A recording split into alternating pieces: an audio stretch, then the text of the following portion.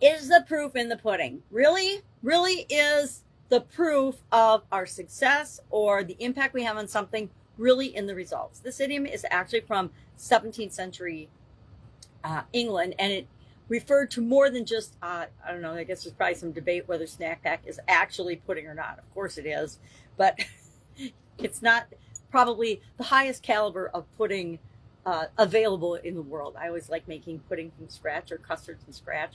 Remember, my son and I had a phase where we tested all different kinds of creme brulee recipes. And you could probably argue that creme brulee isn't necessarily pudding, it's a custard, but he had so much fun burning the tops of them, the sugar tops, that we made literally dozens and dozens of different recipes of creme brulee till we found the one we liked the best.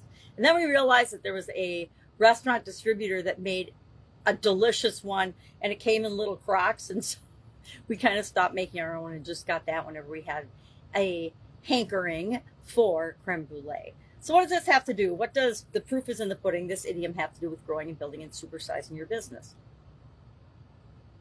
Well, this idiom originally referred to, and pudding wasn't like chocolate or chocolate and caramel or chocolate and vanilla or any lemon or any flavor of actual pudding like we think of pudding today. It was a staple in the English diet where it was usually had meat and potatoes or meat and vegetables in it of some sort and all different things. And you never really were sure how it was going to turn out until you actually tasted it, which led to the saying, the proof is in the pudding. The proof is in the pudding is in the tasting, meaning that was the real version of it. Until you tasted the pudding, you weren't sure if it was really good or not, right? Kind of like my cooking. Sometimes I like to experiment a lot when I cook, and I throw things together. Now, I don't just randomly throw things together. I'm not a recipe cook. Some people cook from recipes, some people don't. But when I was learning how to cook, when I was younger, when I was very young, I would actually use recipes, and I found that I failed with them as often as I was successful. And when I did my own thing, I had more successes. So over time, what I did is I would read. I read literally hundreds of cookbooks when I was younger.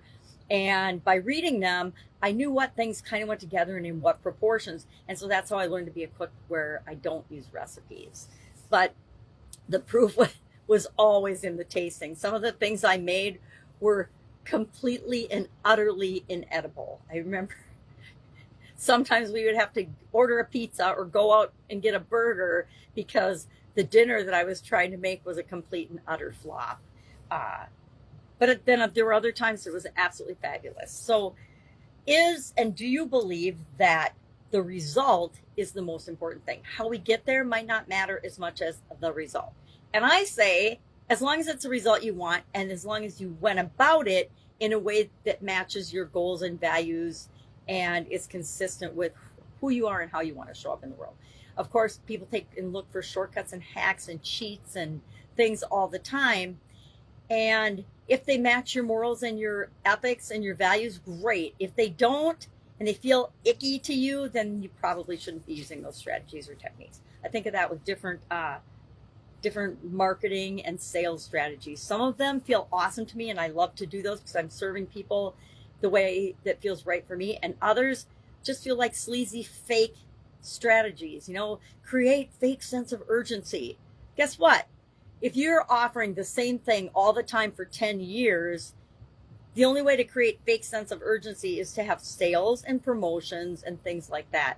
Otherwise, you're just pretending that there's urgency when there really isn't. It's like online, and I never really noticed this so much offline, but online, everybody closes their cart, right? Because they know that the vast majority of people buy the last hour to 3 hours before your cart closes. And then the ones that miss it whine and complain that they missed it. And it's a whole strategy and a whole thought process that feels kind of yucky to me personally. So I don't do it that way. Probably would be a lot more successful if I did, but it doesn't feel right to me. So I don't do it as I'm building and growing and supersizing my businesses online. It's up to each of us to decide what feels right for us. But my question is the proof in the pudding to you? Is the proof in the pudding, meaning, is it how you get the result? Is it that the result itself, or is it how you get the result and the result to you? That's my question. All right. I'm rambling today. Have a great day. If I can help in any way, ask. Otherwise, I'll be with you tomorrow with another interesting idiom. We've talked about this idiom before. I don't remember when. I'd have to look through my past posts, and I'm not going to do that. It's not really worth my time and energy.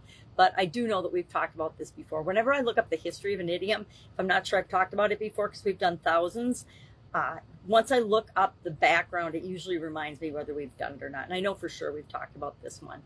I don't think I shared the creme brulee story, though, or I could share a bunch of stories. Anyway, have an awesome day, and I'll, of course, be with you tomorrow.